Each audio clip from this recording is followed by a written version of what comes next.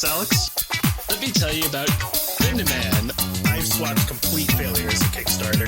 Star Fox Command is the first game that you get to be Anthony Birch. The first of many fuck yous. Like a fucking Looney Tunes? Homestuck. The only stipulation was behave yourself and keep your dick in your pants, and you have not followed through on that.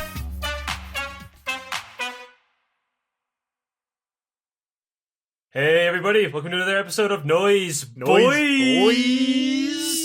Hey, Aleks, give me cheering. Healing channels of Homestuck. I think we should probably swap back, Aleks. Yeah, here you go. Here's your body bag.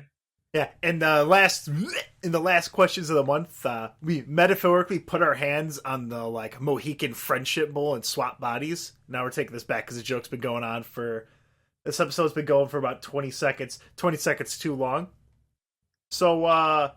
So last one was 3 months ago? Something like that. It's been a busy few months. I didn't have jack shit for school stuff until this month, where they just dumped everything at once, you know? But fucking, I guess we'll start it off with just dumb shit that we've been doing. Yeah, pretty much. Keep the people posted. How much we're living our nice nerdy lives. Yeah. Oh, speaking of yes, I was watching Twin Peaks Season 3 with Joe. It's pretty fucking nutso. All right. It's what do you know about Twin Peaks, Aleks? I've linked you stuff on Discord a few times. Yeah, I think this is a perfect opportunity to finally ask you, because you've been linking me shit all fucking month. What the fuck is Twin Peaks exactly? Because I have other friends who talk about it, but they never actually say anything it's about. And everything you send me is just really obtuse shit. Well, that's the thing. So what it is David Lynch directed it, and I know that means absolutely nothing to you, as it should, because you're not a movie nerd. No, I know David Lynch is if I recall correctly, from pieces of little things I could hear, he is a director who just kind of banks off the fact that he's weird. He's the guy who made that movie where an old man shouts, "Baby wants to fuck." So I was right. Yeah, basically.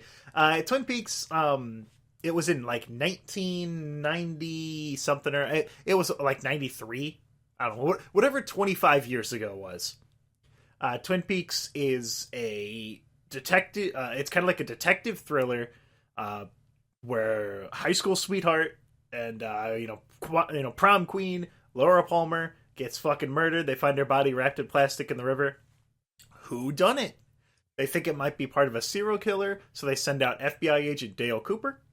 Everyone, and he meets up with the Sheriff Truman.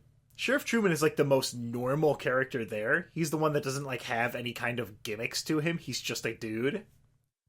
And every single character has all these weird quirks about them, and you start to slowly learn more about the town, the lore behind Twin Peaks and all this crazy shit. It's this really neat blend of very serious scenes, spooky, silly, and slapstick. It's got all this shit. I've heard about you.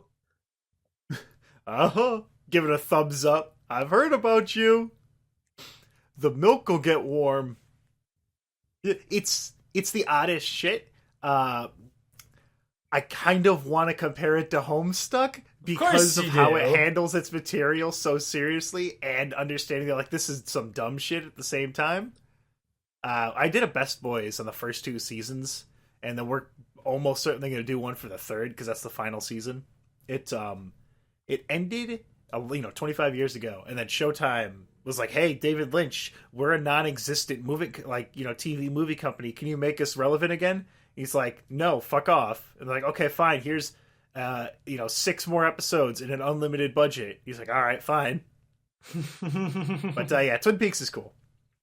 Speaking of Homestuck, I've been rereading the Homestuck books as I've been putting together Homestuck Ruined My Life #4, The Huss. And there's a lot of neat stuff, because last time I read the books was back in 2013, when the books first came out, when I bought all 3 at once. And Murder 2013 was 5 years ago. Yep. It was 5 years ago. That's when they when the third book came out, I bought all 3 as one, and then I also bought all the Problem Sleuth ones. And he's got commentary on every page that talks about his process and shit. So I've been reading those. to try and help organize all the shit. Hive Swap Friend Sim also came out. I said I was going to stream it on Twitter, but I got so busy with school suddenly I actually didn't get a chance to. I haven't even had a chance to fucking play it myself. Well, I'm actually glad you haven't played it, though, because I was just about to ask. That way, at the very least, if you do stream it, it'll still be a surprise to you. Yeah. I know a little bit about it. Like, I know that the character themes are two really, really old tracks. One from Land of Frosted Frogs, or no, Genesis Frog. And then the other one is, like, just a random song. It's from the Midnight Crew album from, like, 2010. So the game's low budget as fuck. Yeah, it's zero budget. Because from what I've seen, it seems like it was a game that was made to give the people that got fired off of What Pumpkin for being shit, like, a job for a little bit longer. They're like, hey, Viz, why don't you have them do this? And, well, you know, you don't even have to know. We don't have to know anyone who has to code. You know, just like what we did through the entirety of fucking Hive Swap. You know, just not have a coder or a programmer. Just use fucking RedP. But yeah, But yeah, I mean, I might stream it. I don't know. I mean, I'd be streaming a visual novel, and I don't know if that's interesting because I don't like doing that stupid Twitch meme where you read the game text out loud in a funny voice. So I might just, like, play it. Maybe I'll post, like, Twitter shit. I don't know. I'll do something dumb with it. I also went to C2E2 with 5 hours of notice. It was like early in March. No, early in April. And my friend texted me at like 11 p.m. on Saturday night. Hey, one of the other people, I bought him a ticket, and then he fucking flaked. So I was like, yeah, fuck it, why not? And I got to wear my Knight of Doom costume that I made for PAX West one last time before I take it out behind the Homestuck shed and put it out of its misery. I mean, that you mean hang it up on a nice little hook on the ship because you're gonna wear it next time you go to PAX. Yep, I'm gonna wear it. I was gonna wear it at my brother's wedding. Don't wear it to Evo. Why not, Alex? What's the matter? Oh, you know. Fucking, speaking of Homestuck, at C2E2, it's like Chicago Comic and Entertainment Expo, where it's just a convention. There was a game I played called Cosmo's Quick Stop, and if you've ever played Diner Dash, it's kind of like that, but you're on a space truck stop, which, no shit. I asked the guy, like, so, what's this game here? It's like, oh, well, you're in a space truck stop, and as soon as he said truck stop, like, space truck stop, I just moved, I put one hand on his arm, went, excuse me, and just sat down and started playing. That's all I needed. And I was sitting there, and this dude comes up next to me, and he's wearing like a Dave Strider Night of Time costume, just like me. And he introduces himself as karklesprite and puts on like this wacky voice, and I had to sit there and play co-op Cosmos Quick Stop with him. But because apparently he's like a fucking professional at this game, I won a free poster because we got over $2,000. Nice. But this dude, he was like kind of like following me around like a lost puppy, and I felt bad. And I just kind of like ditched him. Then eventually I saw him later when I went to the Viz Media panel. The fucking return of Karklesprite. I went there, the whole fucking reason I went to C2E2 was Viz Media had a panel. And Viz is like, they got the publishing rights to Homestuck. And they put out a new book, so I was gonna ask them, like, hey, so is there any, like, new commentary in there? Or is this just the same shit? And the guy was like, maybe? I could tell that he really didn't know, like, he didn't, he had, like, zero contact with it. Yeah, he was just there to be their PR guy. Yeah. I went to this, panel with a bunch of big podcast people. There's Travis McElroy from My Brother and Me, and, like, fucking 40 other podcasts. The people from Hello from the Magic Tavern, which, by the way, they need to stop shitting on Usador. He's cool. He's a wizard, and he's really badass and awesome. Just like, I love Usador, Alex. You don't even know what I'm talking about, but no, Usador is the fucking dude. You know that, Dungeon Dynamite? The Math Wizard, right? Yeah, it's... Fuck, wait, is the Math Wizard called Usador? What is it called? Usador, but I figure you're comparing the two characters. Yeah, I mean, they are very similar. It's, fuck, what's the Math Wizard called? I don't remember, but I remember his joke, which was, excuse me, Where he's like, actually, to decimate is just take 1/10 of something. It comes from the word meaning 10, deca. I hate you so much. This one I felt bad about. There's a really big podcast called Welcome to Night Vale. And there was a lady that was part of that podcast who gave me like really good podcast advice. And I think there was a part early on, because I stopped listening to Night Vale like halfway into the second season. There's a point where there's like a lady in the park, and every time they cut to her, she's like very nervous, and her audio quality was terrible, and her jokes weren't funny. And I think she was the lady that made me stop listening to the podcast. Nice. The other dumb shit I did, I played the Doom board game, which was fucking way too complicated. It was just trying to like emulate the video game, which just made it not very fun. I bought a Dragon Ball Z import box for $60. That was kind of a waste, but I got a mug that has Goku go Super Saiyan 3 when I put coffee into it for like 5 minutes, and then it cools off and it doesn't show it anymore. It was worth $60, wasn't it? I also got a thermos that when it's cold, it turns it black and white. So that's actually kind of cool, because then they look like they're from the manga. There was this really cool thing that we wanted to do. It took 4 people to do. It was $15 each. It was like this full body VR thing. You go in there and like climb ladders and like aim and shoot. And but fuck it was anime down. girls, right? Yeah, fuck anime girls. And it was just down for 95% of the weekend. It was open like for an hour at the start of like Friday, because we only went on Sunday. And then Sunday they had like 2 people. And that was it. Like the things just didn't work because they didn't have it calculated to the exact dimensions of the space that they had out, I guess, or something. But that kind of fucking, that sucked because we set aside, like, we cleared our schedule for like an hour during that. And then they said, oh, you know, well, you know, it'll be like another hour. And so we wasted 2 hours of time that we could have done going to like cool panels and shit, waiting for this, only for them to tell me like, oh, well, yeah, we can't really do it. And I mean, I feel bad for them because they probably lost a lot of money because they had a lot of floor space and you have to pay each day for that. So they probably lost like a good like few $1,000s. Damn, dude. Oh, and the Viz Media panel, there was one thing that was actually kind of neat from there. And I guess they're making an English version of that Dragon Ball manga where a dude got reincarnated as Yamcha. So, like, I had a question about that. So, that's a fan thing.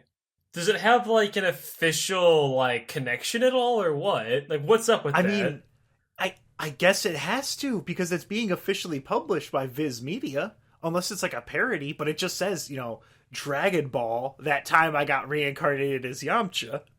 Like, So, I've heard fans talk about it, it's apparently really, really goddamn good. So, I'm just because curious, it's just like a dude. It's just a dude who really likes Yamcha. Yeah. He's like, oh shit, I'm in his body. I know all this is going to happen. And he just does a bunch of dumb shit. Oh, by the way, my Amazon recommended is just gay romance mangas. Because I went on there to check and see if I could buy that. And I couldn't. And so I just bought volume 2 of that one, like, depressing lesbian romance manga that was put up on Pixiv. Where it was like pink and white. You know the one? I have absolutely no idea what the fuck you're talking about. I think it was just called like My Lesbian like Loneliness or something. It was pretty neat, and so I bought it because it was like $5. But that's all. That's all that my Amazon is now. My brother, we share the Amazon, so next time he goes on, it's just he's gonna be buying like boots or something manly. It's just gonna have, you should also try, and then just like my gay experience camping in the mountains of Fukushima. Ted, care to explain? So I also went to my older brother's wedding. I did probably one of the dumbest things in my entire life. So I had to get a Men's Warehouse suit, right? So I went and I got that, and then I was going to go down to the wedding just like wearing the fancy shoes because I'm like, ah, yeah, whatever.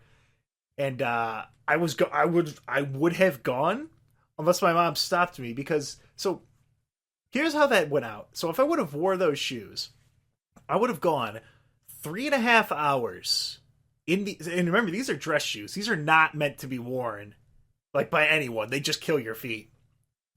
And I would have worn it for 2.5 days straight. Because I had to, I would arrive Friday, we'd have half a day, we'd have half a day before the wedding, have the wedding, and then have the reception. And that has to go back immediately on Sunday. So if I would have gone there, I would have been wearing these shoes the entire time, and then had to give them back on Sunday, and then just driven back up without any fucking shoes on. Nice. It's almost as dumb as my little brother leaving to get Taco Bell in full suit and full tuxedo at 1 a.m. And then Taco Bell was closed, so he went across the highway in a full suit. Like, he's got like flowers pinned to him and everything, dress shoes, all this. Went to Jack in the Box. They were closed. He left at 1. He didn't get back until 2:30 in the morning. Did he at least get food? No, because everything was closed. Nice. I also smoked a cigar and blew smoke into my brother's face, pretending to be J. Jonah Jameson. Because Timmy, they had free drinks at the reception, free mixed drinks for the best men. So like, I just got like a bunch of free alcohol all night. And I didn't have to pay. Well, I think it was free. I didn't have to pay. I don't know who is. Someone's paying for it. Oh, and, so you pulled a my dad. Basically, like, I just took the cigar and went. And just blew the smoke into Timmy's face, saying, "I want pictures, Timmy, pictures of Spider-Man," as he's puking outside the fucking reception. It was pretty good. Well, yeah, that's what and I also saw Infinity War at fucking gunpoint, because I didn't want to go. I did not want to see this fucking movie. I don't care about Marvel movies. I got sick of them after Spider-Man. Like, I'm done. But my friend, I almost said his name. My friend was like, "Oh, come on, man, you promised. We got to go see this movie." And so I just fucking dragged my feet in there at gunpoint and just watched this shitty fucking Star Wars movie. Fucking Infinity War wasn't that great. I don't give a shit. Fucking superheroes suck. Okay, I said it. Big mood. Okay, I actually have a question about Infinity War. So, I haven't seen it because I'm a lazy asshole who never leaves his goddamn house unless it's specifically something that'll make me get money. And, now, are you gonna ask about the spoiler where Princess Leia comes back to the ship using the Force? No, I was going to ask, what the fuck is this goddamn meme I see all over the fucking internet? I know it's a spoiler, because someone told me it was one, with, like, the person, like, disappearing, you know? Oh, so you actually haven't seen... Alex, you were one of the very few people... I remember, because we saw, what did we see?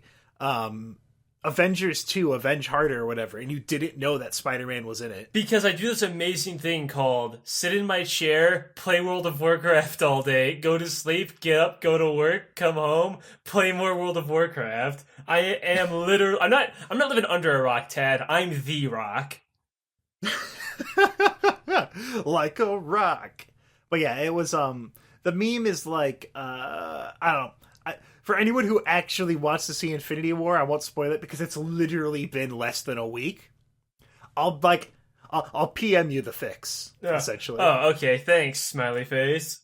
Fucking, alright, so, in the movie, they have, like, all these different superheroes, right? Yes. And there's a scene with Rocket Raccoon, and I was there to tell my friend, I'm like, "Hey, wake me up next time a funny talking animal's on screen." Motherfucker taps my shoulders when Falcon is flying around Wakanda.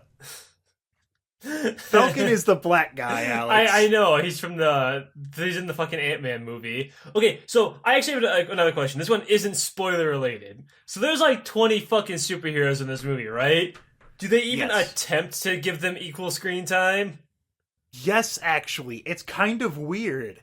Somehow this movie's not a weird clusterfuck.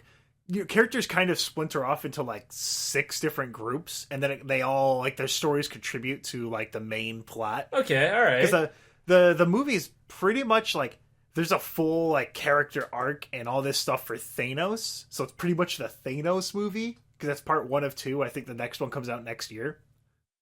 So like it's a full movie.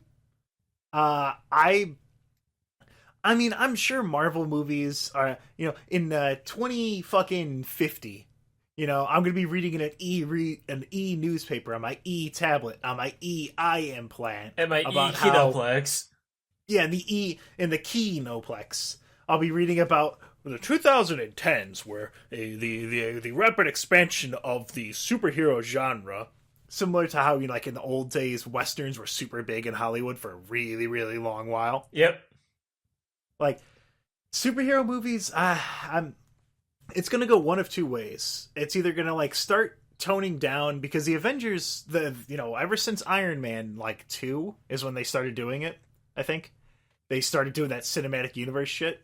Mm-hmm. Ever since Iron Man 2, like, they've been building towards this Thanos plot with the Infinity Stones. And, like, after that's done, like, I think, unless they go even bigger and do something fancier, like, that's pretty much like, okay, guys, we're done now. Like, all right.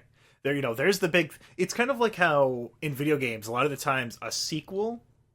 Like, Dishonored 2. I really, really like Dishonored. A lot of people really like Dishonored. Dishonored 2, it took that and it built upon it, but a lot of people were just like, it didn't sell as much. You don't hear people talking about Dishonored 2. Mm-hmm. But even though it's still good. It's like, yeah, it was still pretty good, but that's just how it do. Okay, so I'm going to assume that they beat Thanos, right? They beat Thanos and kick his fucking butt. So I won't comment on that. So either they do or don't,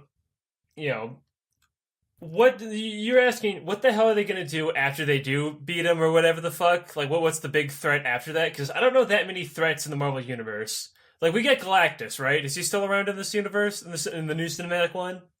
Yeah, but who cares about Galactus? He could just eat a planet and that's it. But, like, well, he fucking, Thanos wants to, like, destroy the planet. It's pretty much the same thing. Well, Thanos' gimmick is that he wants to eliminate half of all life in the universe. Because he's in love with death. Yeah, that's a little bit more than but their goal is both. Planet. Yeah, but their goal is both me want to destroy Earth, Unga Bunga, me evil caveman. Be careful, Alex. You're saying something bad about Infinity War. You better get ready. Oh shit. Well, anyway, my point is that if they were to, like, beat up this big threat, they can always pull a World of Warcraft where after we beat the big threat, the next expansion is us beating the shit out of each other, and then the next expansion is another big threat. We take a break for a little while and strangle each other. Kind of thin out the characters a little bit, the They purge. did that the opposite way. Because remember, they had the Civil War movie where all the superheroes are punching each other, and then Thanos appeared. Yeah. Apocalypse. The fucking Homer Simpson-ass looking Thanos with his fucking Infinity Donut. Yeah, the guy with the fucking, from Pawn Stars. Yeah, it looks like fucking Rick. But yeah, so... But hold up. The World of Warcraft comparison... the World of Warcraft comparison still works, though, because we had Cataclysm, fought a big giant dragon that blew up the planet. Then we fought each other on Pandaria. Then we had 2 expansions, aka 2 Marvel movies, where we're fighting the threat. Now we're back to fighting each other. It can still work. Civil War Part 2?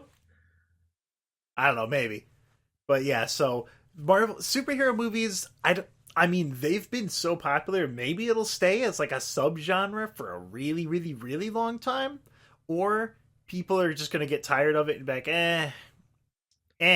and that's going to result in movie, production. Because if there's another... Do you know how much money they put into Justice League that made absolutely none of it back?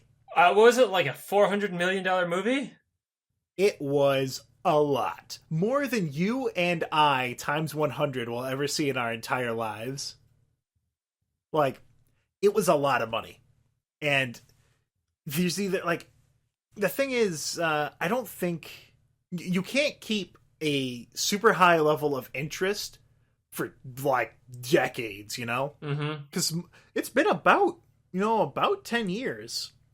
People are either going to start getting kind of tired of it, and then, people are going to stop seeing it as much, which results in studios not being able to put $56 quadrillion into a movie, having to downsize a bit, and then, because if you hit another... if Warner Bros. Hit another Justice League level failure, like, they're out of it. Like, they're done. They're done with superhero movies forever. But fuck, they might even be now. I don't know.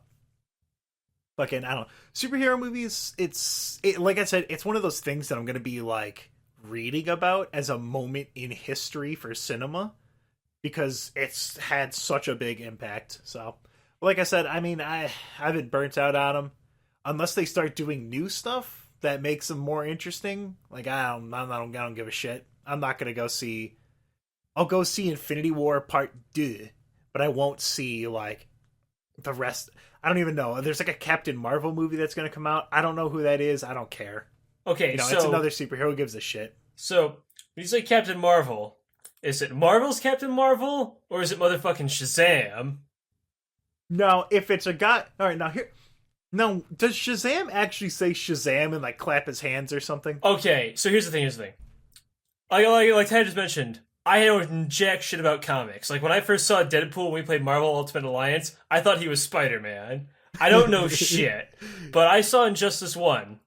And as soon as I saw Captain Marvel, I was immediately sold because, like, when you knock someone down, you like and do their first health bar, you do like a little taunt, right? He goes Shazam! A lightning bolt strikes him, turns back into a kid. And he goes Shazam! And turns back into the adult form. Yes, he literally just yells the wizard's name and he transforms. It's so fucking awesome.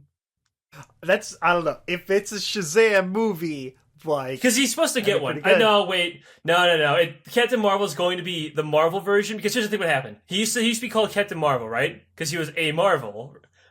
But as soon as the trademark for his name went down, right before DC could even buy it, like that, Marvel took it, and then they made their own character called Captain Marvel.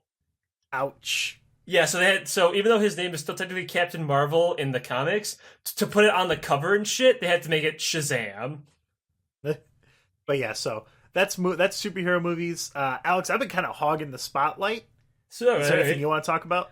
Okay, so as I said earlier, I do literally nothing interesting with my life. But what I do is I play some motherfucking video games.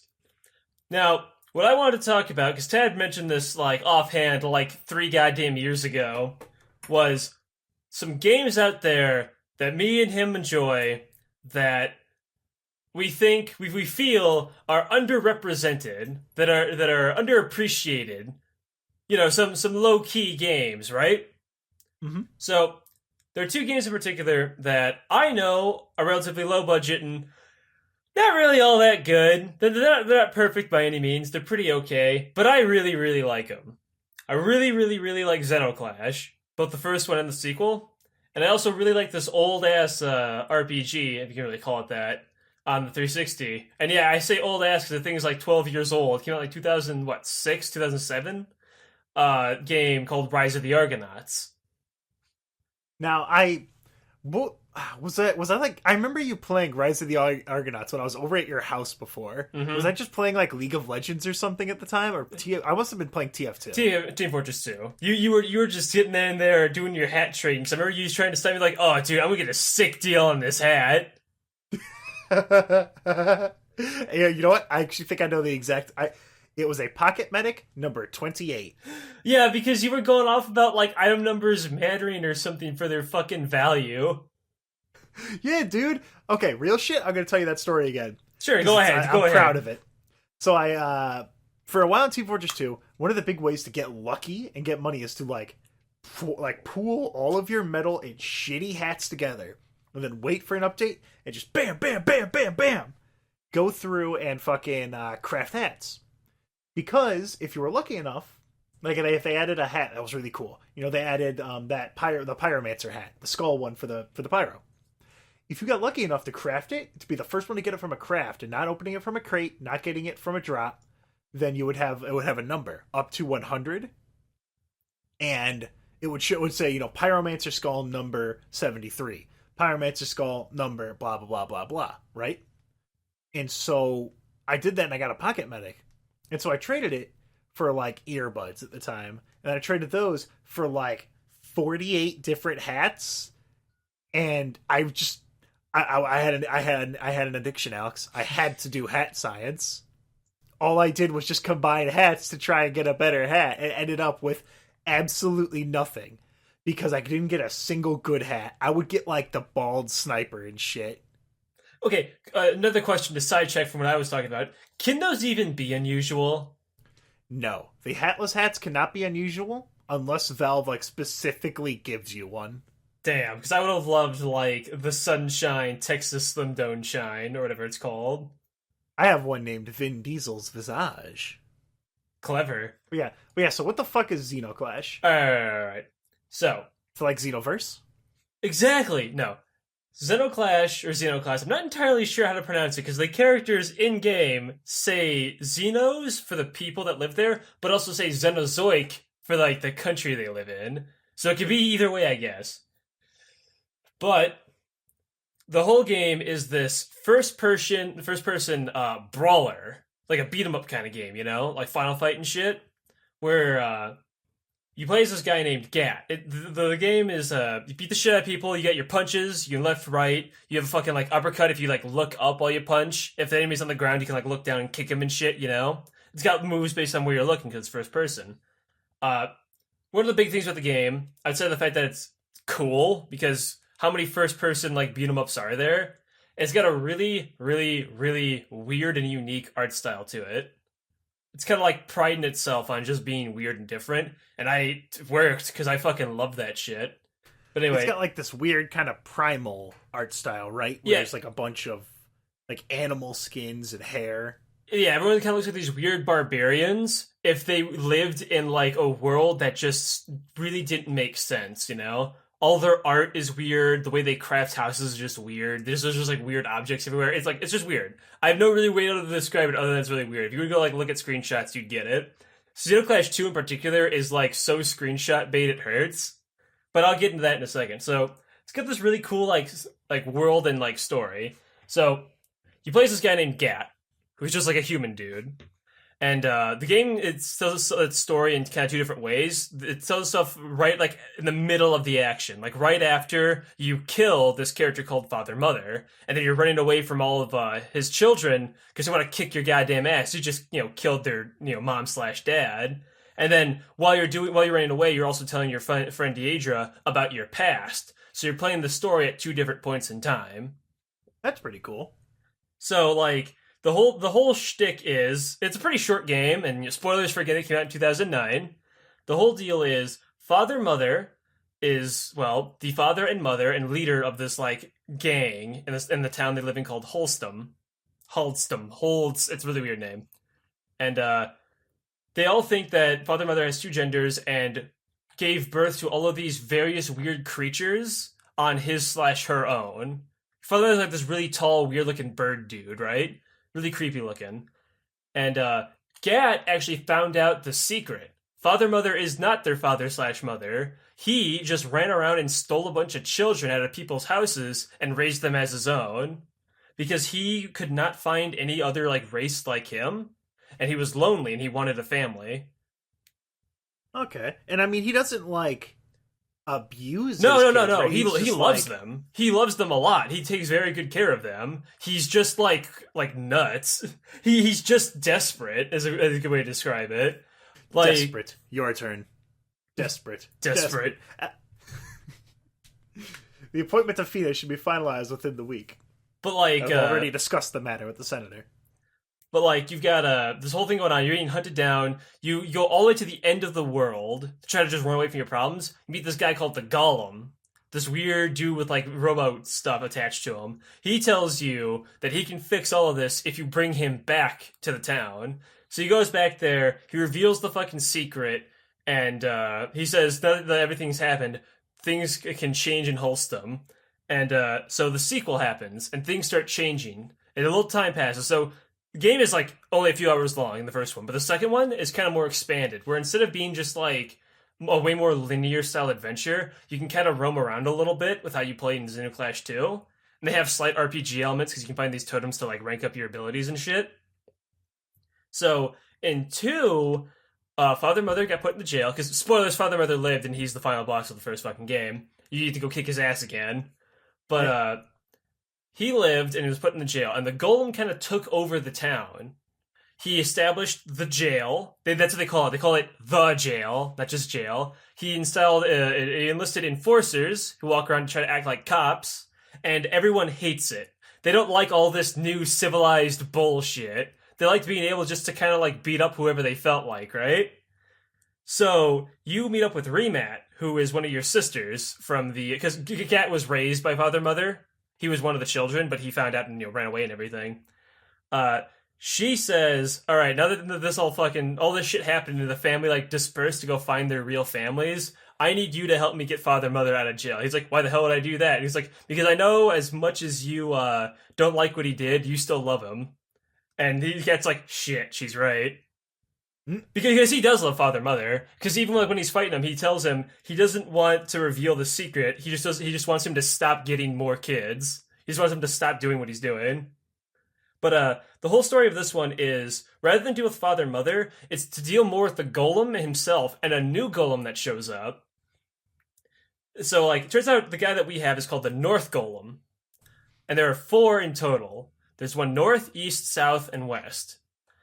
So you have to go on this kind whole of like the Kais in Dragon Ball Z. Yeah, kind of. North Kai, South Kai, East Kai, and West Kai. Yeah, kind of. So, while you're on this adventure to break out father and mother and cause all this fucking havoc, like, we're not gonna let you take over this town. He's like, I'm not trying to take over this town, you primitive idiot. I'm trying to establish order so you guys can take care of yourself. And gets like, fuck you, Leatherman, and like, jump out the window and shit. And like, the whole thing is you kind of being the bad one here, because the Golem's whole deal is, because he talks with the South Golem on like this radio thing, they are meant to kind of like be here to protect these people. At least that's what it implies at the start. But North Golem's patience is kind of wearing thin, and the South Golem really just stopped caring. He just says, why don't we just kill them all? Like, fuck them. And he's like, we can't do that. He's like, whatever. So, after you bring father and mother out, you go on this little adventure to try to figure out, like, what's the deal with the golems? We gotta get him out of power. You travel north back to where you originally were, and you also, along the way, have a side quest to kind of recruit all of your old family members and bring them back together, get the squad going. Mm-hmm. And while you're doing this, you get back to the weird shadowy land that he lived in, and he said that this is the end of the world. There's nothing beyond this fog. Turns out there is. You go through his like weird golem like fortress palace, and there's like a tunnel that leads right underneath the fog. It wasn't poisonous or anything at all. You just go right through it. And while you go through here, you have this really weird sequence where you're walking down like this hallway, but there are these like modern day objects kind of littering the pathway. Like there's like a cabinet, there's like a piano, shit like that. When you interact with it, you go to like this weird like fancy looking room, and like it adds more furniture to it. Then you get past this weird sign that you can't read because you're a bumfuck savage, and you go into like you go through this gateway. Now you say you can't read it. Yeah, because when you try to interact with it, it just says it's illegible. Oh, okay, so it's not like, as a player, you can't read it either. No. Yeah, it's just like scribblings, and you can't interact with it. But, you go through this gateway, and you can see, spoilers for a game that came out like fucking 7 years ago, a futuristic city, and a golem comes there to stop you. It turns out that this game actually takes place way in the future. Everything's like super advanced. The people of Xenozoic have been just shut off from the rest of the entire world, and the golems are there to keep them in and keep them from getting out to everywhere else. So you have to fight the golem there. You fucking hit him with a hammer and split like him in half, like his whole because he's like a weird robot, and he has like his arm like dangles off, his like shoulder and like chest is open, so all the weird like wires and tubes and shit in him. And you're like, all right, we're going to go to this goddamn city. And because the golem can link people to him, so whatever pain he feels, they will feel. He links both of them together and says, I would rather die and kill all of you with me than fail in my mission. So you have to go on another quest now to fix him so everyone doesn't die, because he's linked to the entire fucking town. So you have to go to this whole fucking thing to go to Pink Tower, which is this crazy psychedelic tower, and get a piece from another golem. When you get there, he died. The South Golem that we saw earlier shows up in his weird flying machine. He says that this golem died of boredom. What happens... Now, here's the thing, Alex. Now, do you want to continue, or do you want to leave it for people to... Because this, like... I actually didn't know this much about Zeno Clash, but, like, I'm pretty fucking, like, I'm in it now. Yeah, it's... Like, this sounds cool as fuck. Yeah, the game's really cool. Alright, fine. I won't spoil the entire story. You got a point. There's a lot of really cool things about it, and I didn't even explain, like, the Corwids, who are these really cool people that live out in the woods and shit. Mm-hmm. Like, here, I'll leave some up to you, fine. But I really recommend getting both of these games. They're pretty cheap, because they're indie games made in, like, Chile. Super, super awesome. The gameplay is fucking rad because it's just this first person fucking brawler. You just run up to people, you elbow them, you grab them, you fucking suplex them, you kick them and stuff. You see it through your own eyes, and it's just so goddamn cool. And it's backed up by its really cool art direction, its art design, and its really cool world. The only criticism I would have of Xenoclash is that the first game has an unskippable like tutorial in the beginning. Also, because it was a 2009 source indie game, even though it has a weird art style, kind of looks like crap by today's standards. Xenoclash 2 still looks pretty good, because it moved on to Unreal 3, but Xenoclash 1 has not aged all that well in the visual department. But either way, I highly recommend them. It seems like Source always has... there's two big, weird indie first-person Source games. There's Zeno Clash, and then there's I, Divine Cybermancy. Both games, I had absolutely no idea what I was doing when I was looking at them. They're weird. So the other game I want to talk about, and I'll make this one short, because you're right. Once again, I'm right. You're sometimes right. You're right all of the time, 70% of the time. So, you've got Rise of the Argonauts. This game is loosely based, I say that loosely part, on the story of the Argonauts, which is the Greek epic of Jason going on this whole adventure to find the Golden Fleece and shit. So the original story... You say loosely, but I'm pretty sure Hercules is a normal character. No, Everything about him is completely normal. Remember in the ancient Greek stories where he just had giant fucking pecs? Well, the thing is that in the original story, he's only going to get the Golden Fleece to prove that he's the true king. Like, it's a status thing. It's not, like, actually, like, magical or anything. In the game, his wife got fucking narked, and she's dead. She's got shot in the fucking head with an arrow. So he's going to get the Golden Fleece to use its magic to bring her back to life. Also, he doesn't marry Medea in the game, but he does in the original story. Tyler Perry's Medea? Yes. But anyway, this game is, like... Well, Mass Effect came out in 2006, and this game came out in, I think, 2007 or 8. So this game kind of feels like Greek fantasy Mass Effect, with the way it builds its worlds, its dialogue options, and like how you have a ship, which is the Argo, that works as like your Normandy. Like it really feels like a Mass Effect game. But I really like it because I just like mythology and shit, and I like seeing all these characters interact and everything. Plus, when the things are completely related to the actual, like, epic or, like, the mythology and the lore of ancient Greek, it's really cool to learn about. It's, like, $10 on Steam. And I say try it out. I wouldn't, like, as highly recommend it, because it is pretty much just an okay game. But I really liked it. Yeah, one game that, I'll give you one game that I think more people should know about, and then one game that I think a certain group of people won't shut the fuck up about. So the game that more people need to know about, Quantum Conundrum. It's cool as fuck. It's made by some of the people from the original Portal team. You play as this 7-year-old kid, and you go to your scientist uncle's house, and he gives you a gauntlet, and you can change universes, and you use that to just change the entire room to do the puzzles. Like, there's one where everything's soft, one where everything's really heavy and metal, one where time is slowed down, and then there's one other one, but I don't remember what it is. And there's, like, all these things in the mansion, because the entire game takes place within the mansion. And, like, there's giant, like, portraits that will change depending on which universe you're in, and it's a lighthearted, and every time you die, it's like on the bright side, you'll never know what it's like to like fail at riding a bicycle and shit like that. It's a really fun game. I don't know why more people don't know about it. There's supposed to be a sequel, but it never happened, and that saddens me greatly. Okay, so one of the things I know about Quantum Conundrum is it had a Team Fortress 2 promotion. That's basically it. It had a fucking rad. It's called the Quadrangler for the medic. It is rad as fuck. Now there's like coats that look the same that don't have the arm thing, so most people don't use it, but I thought it was cool as fuck. The other game, so I just wanted to quickly shill Quantum Conundrum, also Bug Fables. You can back it out in Indiegogo, you can use Slackerbacker. Firewatch. What do you know about Firewatch, Alex? Okay, I actually absolutely know literally nothing, but I've had a couple of my friends talk about it. So, what is Firewatch? So, let me tell you about Firewatch. So, Firewatch is a walking simulator. Nice. In a good way. It feels like a first-person point-and-click adventure game. It's got a fantastic art style, and it does this gimmick where after it uses either shaders or LODs or something that if you get far enough away from something, it turns into like a 2D plane and turns into the background. You know the mountains in Team Fortress 2, the mountain skybox, where it's just like solid shades of blue and like green and stuff like that? Yes. That's what this game looks like during gameplay.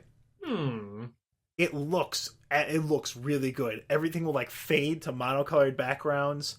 The main way you interact with objects is you just press shift, and then the dude brings up like he brings up a walkie-talkie.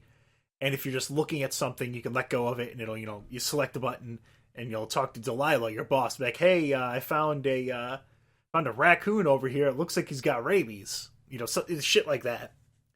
And what you do is, it's a really fucking great game, but games journalists are so fucking easy to impress and latch onto anything that's even somewhat mature to try and elevate video games to a more respected level. Yeah, so that way their jobs don't seem as stupid.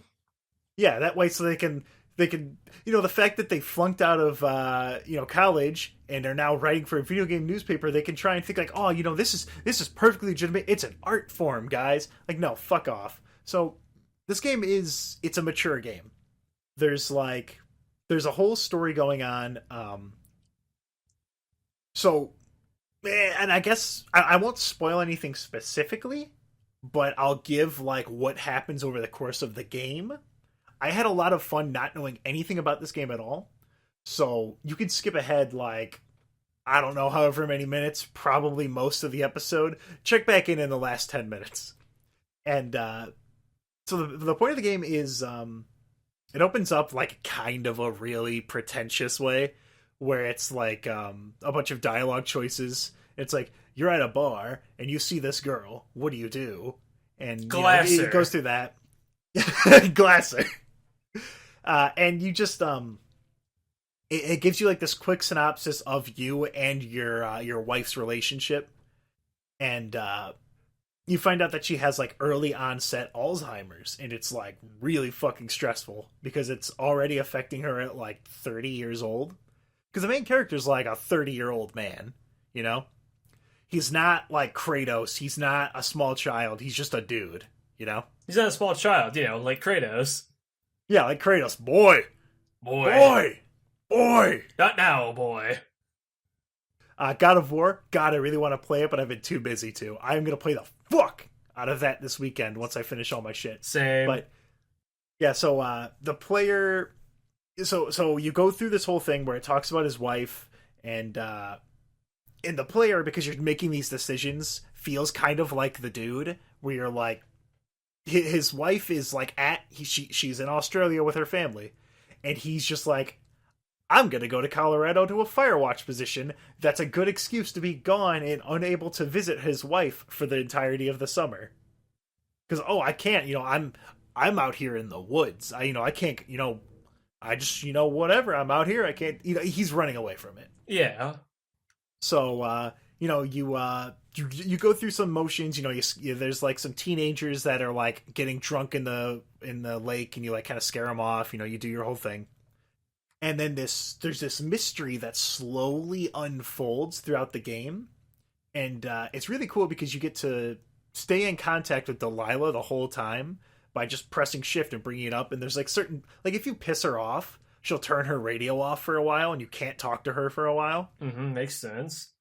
I played through the whole thing on Twitch. I've got like VODs of it. It's not too long of a game. It's about 6 hours. But things just slowly, this mystery slowly unravels and shows up. And there's this big controversy about the ending of the game. A lot of people did not like it at all. I did, but I can completely understand why someone might be thinking like, "Oh, this ending was total fucking dog shit." Now, can we Because get they're a spoiler warning? Can we get a spoiler thing so I can hear what this ending is? Because I don't plan on playing the game, and I'm gonna forget after we stop recording. Well, no. Aw. So a lot of people were like, "Oh, well, that was a lame ending," and I think the ending was really well done. Fuck, I'll tell you what it is after I build up to it. So through the entire game, there's this mystery like, "Oh shit, we think that the government is spying on us because we found this thing." You know, like there's all these things like, "Oh, someone left a note," or "Someone broke my window." You know, someone broke my window. Oh, I found this note. Oh shit, this notepad has all of our information on it. Someone's listening to us. And they think it's this huge fucking operation. And so you're going through it and you're learning more and more and more and more. And at one point, Delilah's talking about, like, she gets really drunk. And she starts talking about the last people who were out here, like, a few years ago, like 2-3 years ago. And it was a guy and his son. Boy. And the son was like, boy. And the son was like this super fucking nerdy kid. Like he played Wyverns and Wagons. Like you find his that guy and his son both disappeared. They just disappeared. They never heard from him again after one day. They were just up and gone. And so the mystery's unfolding around them. You've got the government stuff. And then what it turns out is that the conclusion is incredibly mundane. There's no big, you did it, you solved the mystery, you stopped the government from putting lead into your air and testing on you. There's nothing like that. It's this is the reasonable explanation for all of this. And a lot of people didn't like that. They didn't like that there was no, because what I thought was going to happen was like, oh, I'm out in the middle of the woods watching fire. The ending of the game is going to be the forest on fire and I sprint through it. Doesn't happen. There's no big finale, crescendo. There's nothing like that. There's no fire in Firewatch. I mean, there is a fire, but, like, you're never in any danger. Because the game never gets wacky. And what I like about it is that it brings everything back down. Because he gets, like, him and Delia get really excited about this thing, and then it just peters out and they're back to normal. And it's representative of what's going on with his wife, because you go out here and he's trying to distract himself from the issue. So he goes out into the woods and they get all caught up in this thing, and then he's brought back to reality when it's not what he wanted. And then the ending of the game, like, you have to decide, like, what is he going to do? Is he going to go back to his hometown? Is he going to go and visit his wife? Like, he can't keep running. The last thing you do in the game is you get into a rescue helicopter. So, these are metaphors, Aleks. So, it's a very mature storyline, and I can see how a games journalist who's just fucking obnoxious would cream himself over it having, like, a mature storyline and characters. I really, really liked it. I'll probably play through it again because it has the dev commentary thing. But there's two other things about the developer I want to mention. The developer's name is Campo Santo. And one thing they did that was really shitty is that they threatened to DMCA PewDiePie's Let's Play channel because he did a playthrough of their game, and then, like, 4 months later, he started doing that whole thing where he was just, like, being openly racist and doing a bunch of skeevy shit. Nice. And so he was... The director was, like, trying to weaponize copyright strikes, which... That's not cool. Like, maybe you could fuck off with that, buddy. Because you just So for 4 months, it's perfectly fine that PewDiePie plays your game. But then you don't like it anymore, and so you try to shut down his channel. Like, fuck off with that. And the other thing was that Campo Santo, this is just recently, was bought by Valve. So Valve bought Campo Santo because they really liked their game. Huh. So if there's a Firewatch 2, it's going to be under Valve. Well, I would hope there's not a Firewatch 2, but another game from the developer. Yeah, Waterwatch. Yeah, what? Fuck off. So I didn't give you exactly what happens because I want you to play this game because it was really, really cool. Well, we both know that's never going to happen, so come on. Yeah, it's never going to. Come on, boy. Give me the ending. Nope. What I will tell you, though, and for everyone who's still listening, Me and Alex will be going to EVO 2018 out there in beautiful 140-degree August Las Vegas. I mean, maybe outside. We're gonna be goddamn inside in the Mandalay Bay. So if you guys want to go Aren't over a there bunch and of like sweaty nerds. Yeah, so if you guys want to go over there and meet us and maybe kill us or something, go right ahead. Yeah. If you just want to like stalk us, we're gonna be at the Mandalay Bay because that's where EVO is.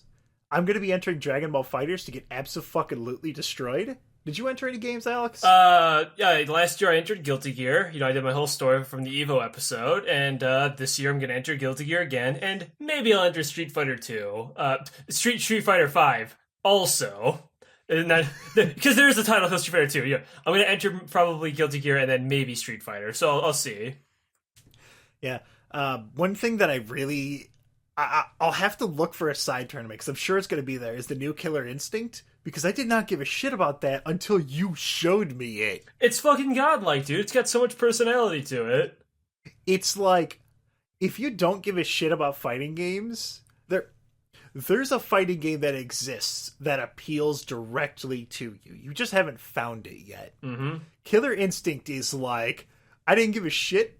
The only thing I remember about Killer Instinct, and I didn't even remember that it was specifically Killer Instinct. I remember that there was a fighting game when I was little where you could just play as a velociraptor. That's Killer Instinct. Mm-hmm. You could play as a skeleton that when he runs, he just holds his sword, his scimitar over his head and goes, ah! Like, Killer Instinct's the fucking god. And it's got the music done by that dude who did the music for the new Doom game. It's pretty fucking... It's stylish as shit. I've got nothing to add to that. You just proven my point that this game's fucking good. Yeah, so catch me at EVO. How about that? I'm going to get destroyed in Dragon Ball FighterZ. I won't even show up on stream unless I get incredibly lucky and the other dude like punches me in the jaw or something. Well, the way it works, though, is they'll bring it down to reality. What happens is, like, because there's, like, say, 6 or 7, like, TVs and shit set up, right? Or 6 or 7 tables with, like, 2 TVs on each side. They're only streaming off of one of them, and they're gonna pick whichever one has, like, the pro players in it, whichever pool that is. So, if you're unlucky, like my friend who got paired up with L.I. Joe, yeah, you might be on stream. Maybe. But the chances are really low. Pools? Yeah, they stream off of a single one TV during the pool section. So you'll have to be like, it's like a 1 in 10 chance you'll be on there. Don't worry about it. Oh, so yeah, that'll be cool. So you guys might see me go up there Maybe. and get absolutely destroyed because I don't even know how to instant air dash, but I'm going to fucking EVO. Oh, another thing about fighting games. I did a Guest Boys with Rufomonger. He does a bunch of really cool Dragon Ball Fighters and Marvel vs. Capcom Infinite stuff. Rest in peace, Marvel vs. Capcom Infinite. I'm going to put that up probably sometime this weekend.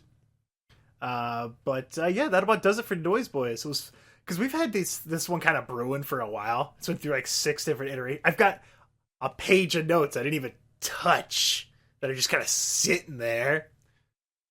So, Morty, sorry, I don't know, I had burp. Yeah, it was good to do another Noyz Boyz, kind of update you guys on the sitch. That's what us millennials say, situation, because we're too busy for the situation. For 4 syllables. Yeah. So we just say sitch. But yeah, I guess we'll just go ahead and go right on into the plugs. You can find the podcast here on YouTube, iTunes, Google Play, on the website, let me tell you about .moe or lmtya.com. You can find in the description, we've got a Discord, we've got a Patreon, also on Twitter, at Let Me Tell You PD. That's about it for the quick plugs there. Thanks you guys a bunch for your patience and the slow uploads this month. Glad that my finals are finally closing, so should be able to get stuff back out on a normal schedule after that. And is there anything else you want to add, Alex, before we close this one out for goodsies? Please don't let me be on stream when I lose at Guilty Gear. Please let me be on stream when I get absolutely destroyed by Sonic Fox.